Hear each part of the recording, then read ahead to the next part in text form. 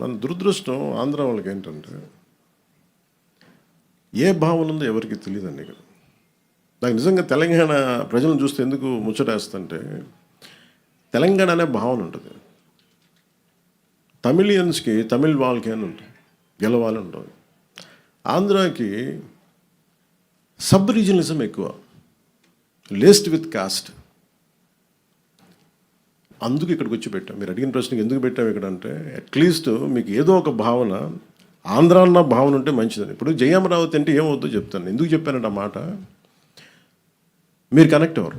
Suppose if you're part of Amaravati I don't know, ఒకవేళ you're not a part of Amaravati, suddenly ఇదేదో అమరావతి వెళ్ళిపోవడం అంటే మాకు సంబంధం. బట్ వాళ్ళు ఇచ్చింది 33,000 ఎకరాలు, 30,000 మంది పైగా రైతులు ఇచ్చి, small slogan can make a difference. Small slogan. Karl Marx ఎక్కడో జర్మనీలో కూర్చొని మొత్తం ప్రపంచ కార్మికులారా ఏకం కండి అని కూర్చుంటే ప్రపంచం ఏకమైపోయింది. It all depends on what kind of slogan. అందుకే నేను ఆ ఉద్దేశంతో చెప్పాను తప్ప మీరు కూర్చోబెట్టి జయాంధ్ర అని కూర్చోబెట్టి నన్ను ఉన్నత స్థాయికి వెళ్ళమని చెప్పలేదు. అట్లీస్ట్ హ్యావ్ అన్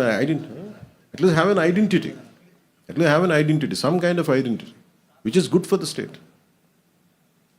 అందుకని భారతీయత ఎక్కడ కోల్పోమని చెప్పలా. కానీ దీన్ని సబ్ రీజనలిజంకి తీసుకెళ్తే ఇంక విడిపోవడానికి ఏమి లేవు. అన్ని రకాలుగా విడిపోయాం ఇంక అందరం.